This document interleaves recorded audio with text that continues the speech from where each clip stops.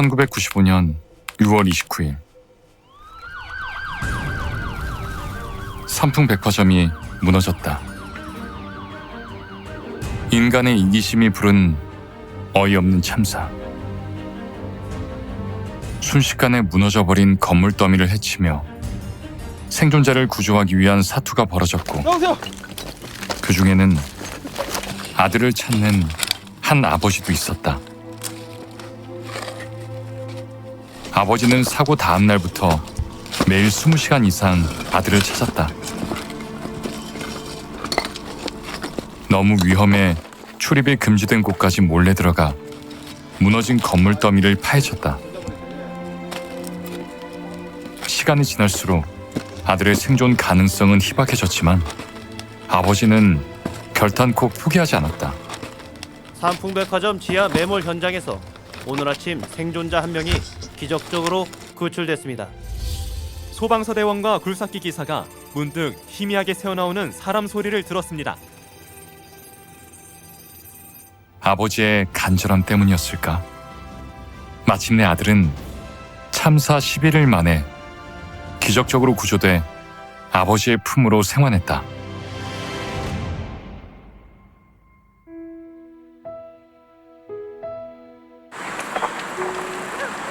한적한 시골의 철로에서 아이들이 놀고 있었다. 그때 미처 아이들을 보지 못한 화물 열차가 전속력으로 달려왔다. 이 위기의 순간을 한 사람이 목격했다. 바로 아이들의 아버지였다. 아버지는 철길로 뛰어들어 아이들을 세차게 밀어냈다.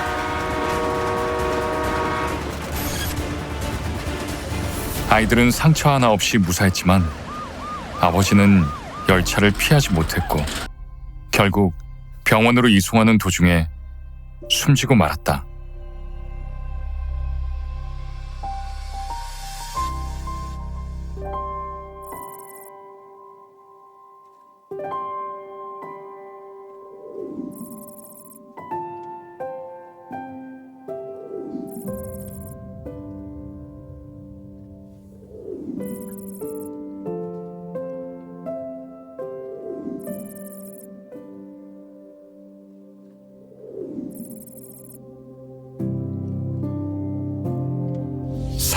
살신부정.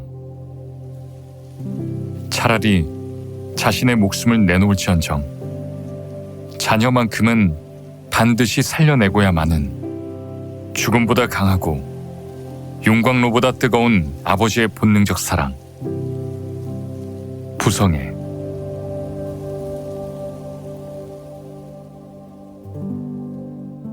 그 신비한 사랑의 힘은 어디에서 비롯된 것일까?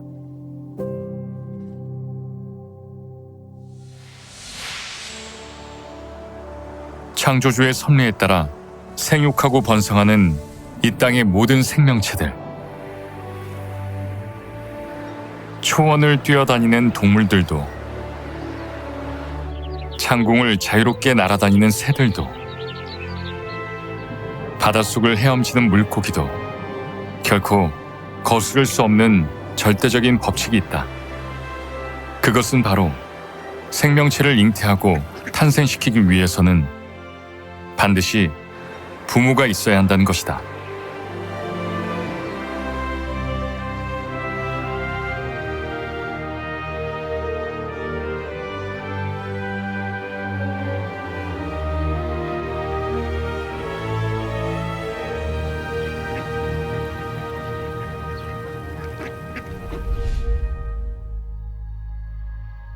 난자와 정자가 만나 수정을 하고 배아가 자궁 안에 착상하고 나면 어머니는 지극한 모성애로 오랜 임신 기간을 견디며 자식을 낳은 이후에도 젖을 먹이고 보살피는 책임을 도맡아야 한다. 생명을 낳고 기르는 어머니의 본능적 사랑 모성애는 세상에서 가장 숭고한 사랑으로 손꼽히며 각계각층에서도 끊임없는 연구가 진행되고 있다. 그런데 최근 연구에 따르면 모성애 못지않은 아버지의 부성애가 주목을 받고 있다. 생명을 낳고 기르는 일이 어머니의 모성애뿐만 아니라 아버지의 부성애가 반드시 필요한 요소라는 것이다. 동물들에게서 나타나는 부성애는 새끼에 대한 보다 직접적인 사랑으로 표현된다.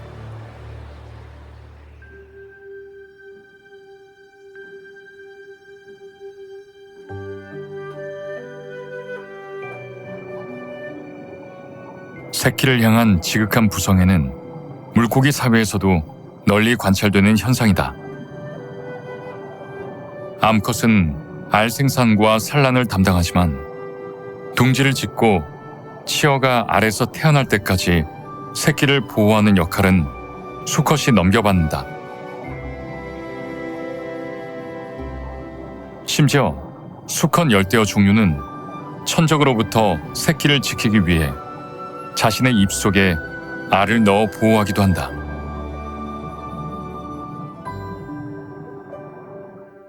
갓 태어난 새끼들이 또 다른 포식자에게 잡아먹히진 않을까 노심초사 등에 업고 다니며 지극한 부성애로 돌보는 아비들. 아비는 새끼들이 자연이라는 이름의 전쟁터에서 스스로 생존할 힘을 갖출 수 있을 때까지 지극정성으로 돌본다. 약육강식의 치열한 세계에서 오직 새끼의 생존을 위해 온몸을 내던지는 지극한 아비의 사랑. 하찮게만 여겨지는 미물들 그 어디에서 이처럼 위대하고 헌신적인 사랑이 뿜어져 나오는 것일까? 미국 하버드 대학 캐서린 듀락 교수는 학술지 네이처를 통해 부성애에 대한 흥미로운 연구 결과를 내놓았다.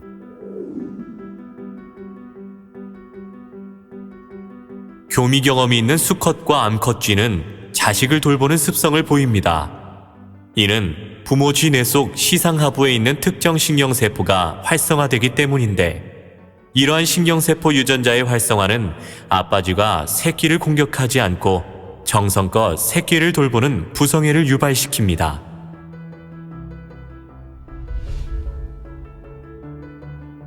아빠가 된 수컷 쥐는 새끼를 양육하기 위해서 자신의 신체 변화까지 일으킨다는 것이다. 일반적으로 수컷 쥐는 새끼들을 공격하거나 물어 죽이는 습성이 있다. 그러나 짝짓기를 하고 아빠가 된 수컷 쥐는 새끼들이 태어나자 둥지를 짓고 먹이를 찾아오는 행동을 보였다. 연구팀은 새끼의 냄새가 수컷 쥐 뇌 속의 특정 신경세포를 활성화시켜 새끼를 지극정성으로 돌보는 아빠 모드로 돌변케 함을 발견했다. 새끼의 탄생이 마치 스위치를 켜듯 잠재된 아비의 부성애를 작동시켰다는 의미로 연구팀은 신경세포의 이름을 부성애 스위치라고 명명했다. 부성애가 아비의 세포 속에 이미 존재하고 있다는 연구는 미국 프린스턴 대학교에서도 진행되었다. 연구팀은 매일 15시간 이상 새끼 원숭이를 업고 다니는 아빠 원숭이를 주목했다. 명주 원숭이 아비들은 하루 온종일 새끼 원숭이를 돌보는데, 새끼를 낳은 원숭이와 새끼를 낳지 않은 원숭이의 뇌를 비교 연구한 결과 새끼를 지극정성으로 돌보는 아비 원숭이 뇌에서 부성애를 유발하는 신경세포를 발견할 수 있었다. 아빠 명주 원숭이는 지구상에서 가장 헌신적인 아버지입니다. 연구팀은 새끼가 없는 원숭이들보다 아빠 원숭이들의 뇌에서 사고 및 결과 예측을 담당하는 부인 전두엽 피질에 더 많은 세포와 연결 조직이 있다는 사실을 발견했습니다. 이 뇌 부위에서는 아빠 호르몬이라고 불리는 프로락틴, 옥시토신, 그리고 바소프레신 수용체를 발견할 수 있었습니다. 호르몬은 매우 작은 양으로도 우리 몸에 많은 영향을 미칩니다. 그런데 이 호르몬은 내가 분비하고 싶다고 해서 분비할 수 있는 것도 아니고 분비하기 싫다고 해서 분비하지 않는 것도 아닌데요. 우리 몸에 많은 영향을 끼치는 이 호르몬에 의해서 모성애와 부성애가 영향을 받는다라는 연구 결과가 있습니다. 이 바소프레신이라고 하는 호르몬은 평소에 남자에게 있어서는 우리 몸에 수분을 유지시켜주는 항상성에 도움을 주는 호르몬이라고 알려져 있습니다. 하지만 이 바소프레신이라고 하는 호르몬이 자녀가 있는 아버지에게는 다르게 작용을 하게 됩니다. 자녀가 없는 남자에게는 한낱 이뇨작용을 그리고 몸의 수분을 조절하는 그런 호르몬일 수밖에 없겠지만 자녀가 있는 남자에게는 자신의 자녀를 사랑하게 하고 더욱더 헌신적인 모습을 가질 수 있게끔 도움을 주는 호르몬이라고 알려져 있는데요. 자녀가 없는 남자에게는 적은 양만 분비되는 이 바소프레신이라고 하는 호르몬이 자녀를 가지고 있는 남자에게서는 굉장히 많이 분비가 되는 것을 관찰하였습니다. 그래서 많은 과학자들은 이 바소프레신이라고 하는 호르몬이 남자를 좀 더 아버지답게 만드는데 도움을 주는 호르몬이라고 생각을 하고 있습니다. 우리 뇌가 생각하고 판단하기 이전에 이미 우리 몸 안에서 먼저 반응하며 활동하기를 시작하는 부성 본능. 그런데 이러한 급격한 호르몬 변화로 인해 예비 아빠들은 임산부처럼 눈에 띄는 신체 변화를 겪기도 한다. 이른바 쿠바드 증후군이라고 불리는 가상 임신, 공감 임신을 경험한다. 한 연구팀의 보고에 따르면 임신한 배우자를 둔 남자 280여 명 중 상당수가 임신 증상과 유사한 허리 통증, 복통, 체중 증가, 구토 등의 쿠바드 증후군을 경험했다고 한다.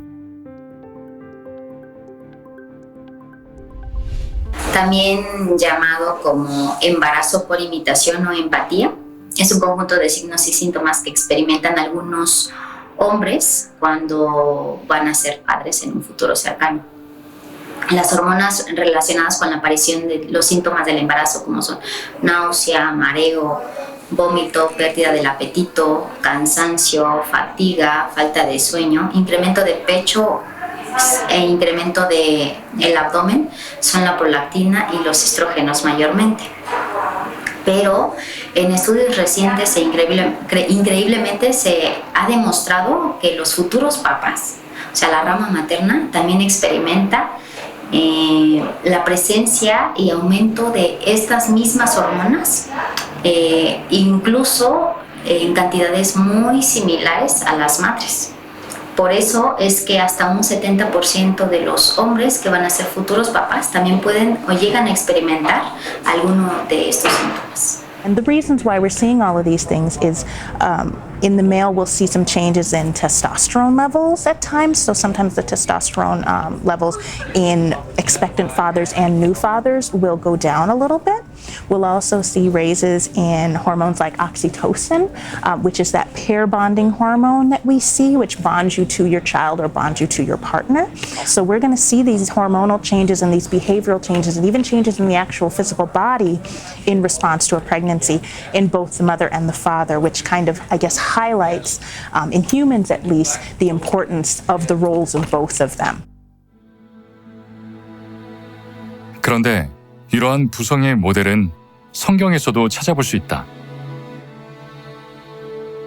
예수님은 돌아온 탕자의 비유를 통해서 조건 없는 아버지의 사랑을 보여주고 있다.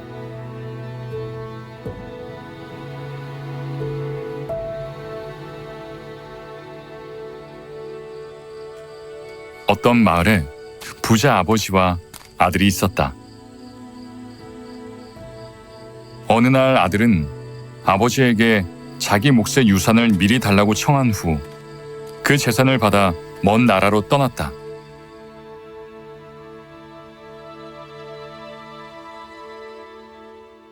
이후 허랑방탕한 생활로 모든 재산을 탕진해버린 아들은 급기야 알거지로 전락해버리고 만다.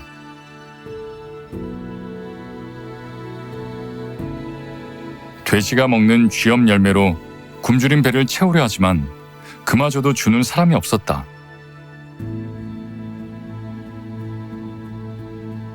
그제야 아들은 아버지를 생각하며 아버지의 집으로 돌아가기를 결심한다. 부끄럽고 죄스러운 발걸음을 옮기며 고향 마을 어귀에 들어선 아들. 이때 아들의 이름을 부르며 달려오는 이가 있었다. 바로 아버지였다. 아들을 품에 안고 기쁨의 눈물을 흘리는 아버지.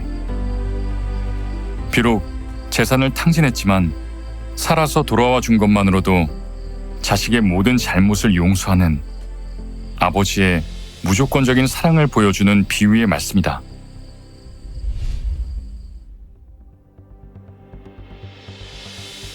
성경에는 자녀를 살리기 위해 자신의 목숨까지 내던지는 거룩하고 숭고한 아버지의 사랑에 대해서도 알려주고 있다. 죄를 지은 자녀를 살리기 위해 십자가의 형벌조차도 피하지 않고 운명처럼 받아들인 예수님의 이야기다. 십자가형은 인류 역사상 가장 참혹하고 고통스러운 형벌 중의 하나로 손꼽히고 있다. The way that he would have been nailed from his hands would actually have been from his arms, so through the wrist. So as the nails would go through the wrist, what we would see, so because we have a lot of nerve endings here running from our fingers down, these are all in the same lines of nerves, which we call spinal nerves that will go up to our spine. Here we'll experience, as the nails would go through these bones, the wrist bones, which are called the carpal bones, those bones would split and splinter. So imagine the feeling of your bones breaking, shattering, muscles being torn, and nerves being disrupted. And that pain, of course, would travel up to the brain, and we'd experience profound pain in both limbs. 마음만 먹으면 얼마든지 피할 수 있는 십자가 형벌이었다. 그런데도 예수님은 왜 고통스러운 십자가 형벌을 그대로 받아들인 것일까? 십자가에 달리시기 전날 밤 겟세마네 동산에서 간절히 기도하는 예수님. 떨어지는 땀방울에 핏방울이 맺히도록 밤새워 기도하는 모습 속에서 자식을 살리려는 아버지의 애타는 모습을 엿볼 수 있다. 그 길을 외면하는 순간 자녀들이 죄에서 벗어날 수 없다는 아버지로서의 절박함. 예수님은 결국 자녀를 위해 희생의 길을 선택했다.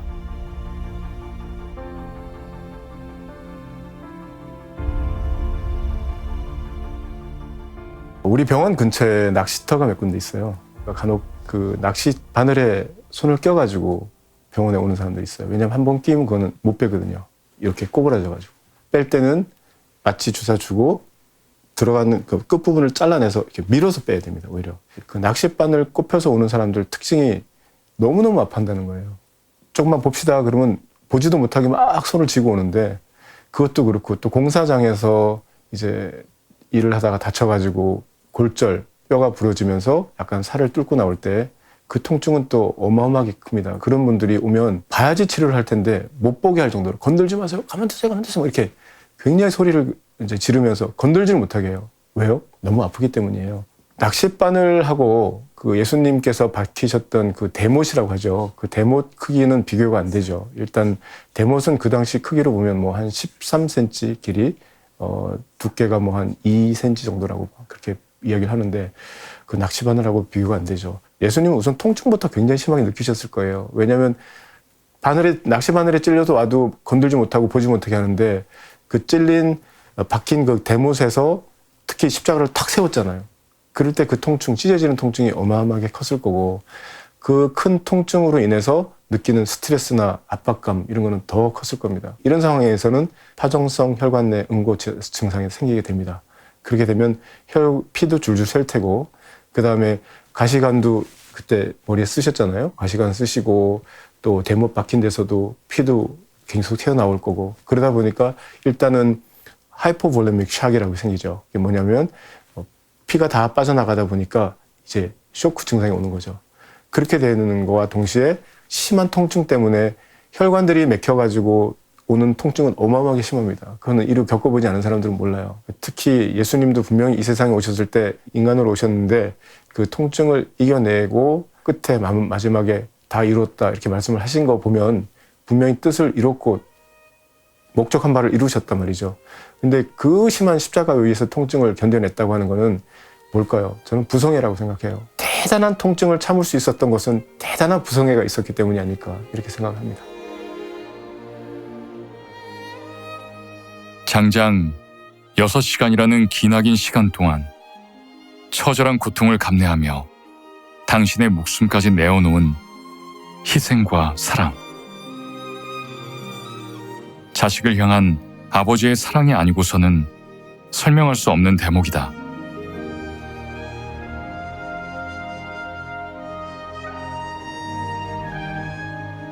사람뿐만 아니라 미물과 같은 짐승에게서조차 보이는 부성애. 만물 속에서 발견되는 부성애는 어쩌다 우연히 생겨난 것일까?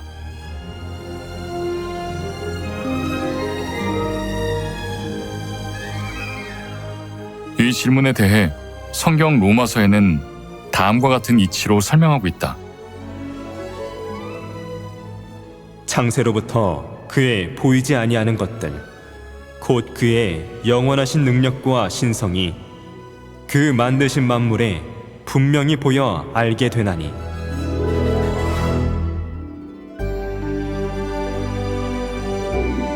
자녀를 향한 아버지의 본능적 사랑인 부성애가 만물 속에 투영되어 있다는 것은 만물을 창조하신 창조주의 마음이 그대로 담겨 있다는 뜻일 것이다.